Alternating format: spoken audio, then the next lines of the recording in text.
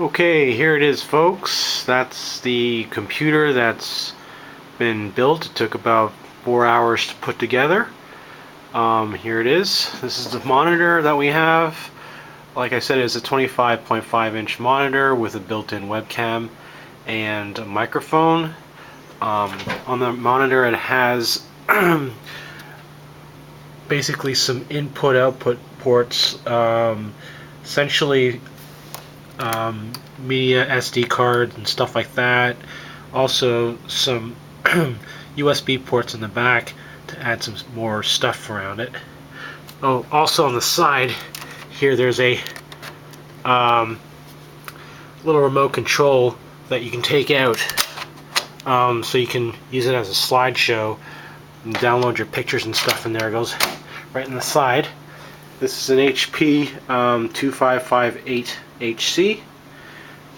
And then for the keyboard, we took the Logitech MX5000 keyboard. It's got a nice handy dandy screen here, shows the time, calculator, emails and stuff like that. And then we've got a laser mouse that came with the keyboard. Got a nice little scanner. That's the charging port for the laser mouse. So essentially, going down underneath the desk here, this is where we have the computer. There you go, it's all nice and running. We took great liberty to do as best we can with the cable, but that's as best as we can do. There's the liquid cooling system, which would essentially hook it up to the Core i7, which is running nice and smoothly.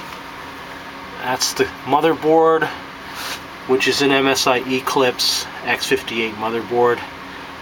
And then we've got our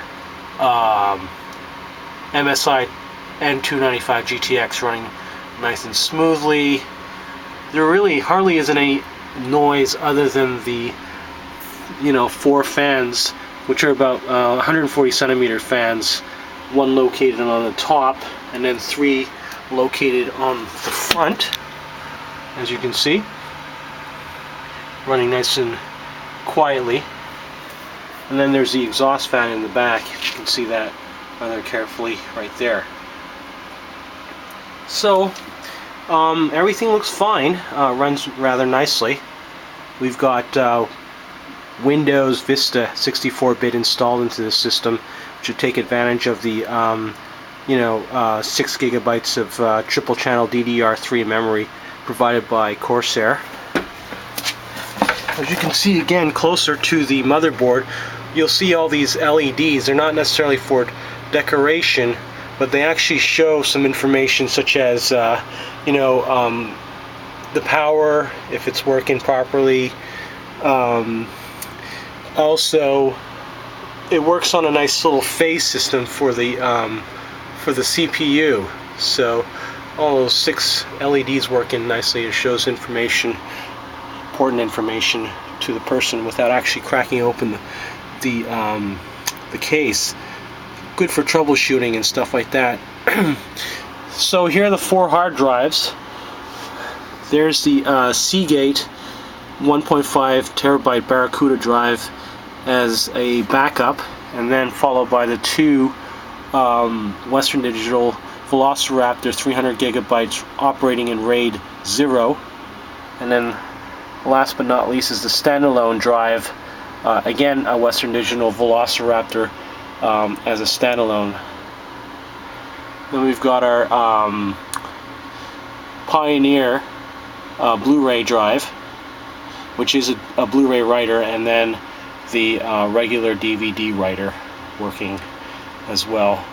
Like I said before, we plan on putting a second 295 GTX right in that PCI slot later on, so we can have it in SLI mode and see how that works. But again, if you're going to put more than, if you're going to run it in SLI or even Crossfire X, I do suggest that you get a brand name power supply with at least 1,000 watts. This one's a Thermaltake Tough Power 1200 watt power supply. It runs over 80% efficient, so it's actually doing a good job right now powering up all the systems. Everything's running nice and smoothly. So there you go. There's the computer running rather nicely.